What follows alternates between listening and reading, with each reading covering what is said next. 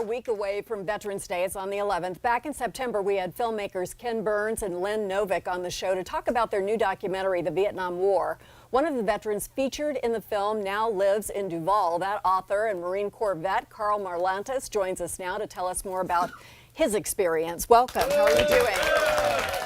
It's really good to see you. I watched you in the project last night. Tell me what it was like to work with Ken Burns and work on this really epic, recreation of an era. Yeah, it was a privilege. I mean, they are the A team of documentary filmmakers. I mean, Lynn and Ken are just superb to work with, and their staff, which is incredible. I mean, all that stuff that, people are going, I didn't know that was going on. Exactly. Well, that was dug up by those 20-somethings that they just turn loose on archives in the basement of places, and they come up with it. And so it's really, you sort of get involved. They sort of bring you in, and you get comfortable. I mean, so when they start interviewing you, it's like, oh, Lynn's my friend. She's just talking to me. It's really very good. So they're good at that. So you found it fairly easy to open up about that time? Yeah. Did it take you back? Oh yeah. I mean, Tim O'Brien and I were there a couple times together, and we'd have to sort of go off by ourselves, and he'd have a cigarette, and I'd be sitting down near some lake or something with him up in New Hampshire, going, I mean, it does bring it back. You have a really unusual story. You were at Yale, and then you were overseas in school. Where were you? I was at Oxford. At Oxford. I think I've heard of that. And, I mean, so it was like a big deal, and you walked away from that. Yeah. To go into the service for a war you did not believe in. Right.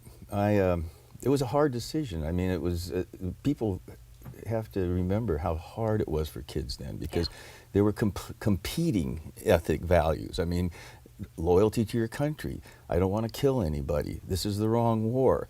In my case, I had joined the Marines when I was 18, and I was in the reserves. They put me in a special program to go to school.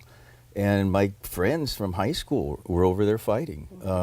5 died in a little seaside high school, Seaside, Oregon. And so I'm over there, drinking beer with the girls and having a great time. And so I had to just sort of, I'm just sort of hiding behind the privilege of the scholarship. I either have to go with them or go to Sweden. I mean, I'm still kind of black and white.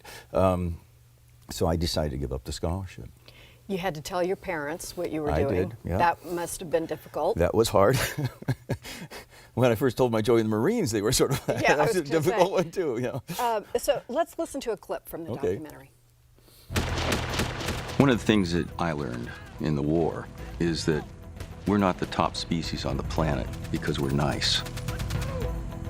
We are a very aggressive species. It is in us. And people talk a lot about how, well, the military turns, kids into, killing machines and stuff. And I'll always argue that it's just finishing school. What we do with civilization is that we learn to inhibit and rope in these aggressive tendencies. And we have to recognize them. I worry about a whole country that doesn't recognize it. Because you think of how many times we get ourselves in scrapes as a nation because we're always the good guys. Sometimes I think if we thought that we weren't always the good guys, we might actually get in less wars. What was your message there? What do you want us to think about on Veterans Day that's a bit deeper than just saying thank you for your service, but digging down to what this is really all about? I think that what I'm trying to say is consciousness of that we're all involved in this. I use the analogy of a rifle. If you taught some future bomber arithmetic in the 2nd grade, if you paid your taxes, if you drive a car that burns gasoline, you are involved in this war. And we're unconscious of it. It's like there's this long chain of people, scientists and teachers and bankers and factory workers that build this rifle, and some 19-year-old pulls the trigger at the end of the chain. But we say, oh, he did the killing. The minute you say he did the killing and not we did the killing, there's an alienation that happens. And there's also a lack of sort of concern. I mean, it's like, no, we're killing people right now. Oh, let me talk to my congressman. Or how much of my tax money is going to this? It's just consciousness.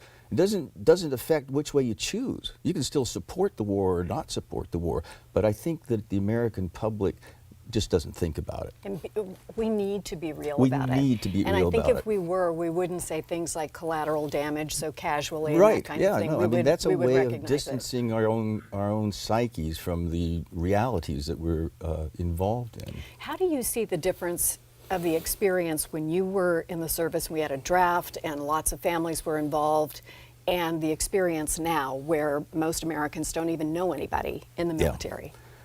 Oh, I think it's dangerous for a republic. I really do. I think that we've put a burden on a tiny percentage of the population, 17 years, 16 years. Less than half of 1% are in the military. I think half of the military comes from 7 southern states. There's serious statistics that show that people from poorer backgrounds die at a faster rate than people from upper class backgrounds. This is a republic, and we all need to row our oars.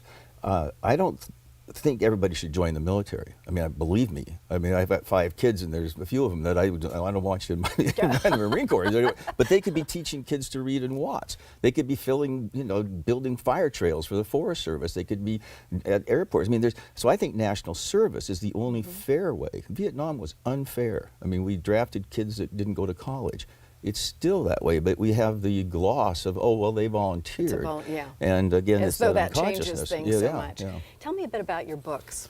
Well, the first novel, the book is a novel. The large one there, Matterhorn, is based on what I saw over there, but it's actually the subtext is the Parsifal myth. It's about a growing up in a difficult situation.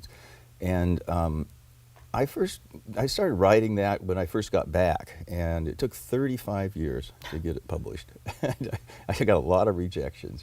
And then it hit the New York Times list once it got published. Know something? So yeah, I know. Editors are not always right. No, they're not always right. And, but you start to worry about it. And one of the things I think about, people have asked me, well, what kept you at it so long? Because after a while you think, I must be crazy. I mean, I've been working on this thing and no one wants it, And I had this incident that I've talked about this before that has happened.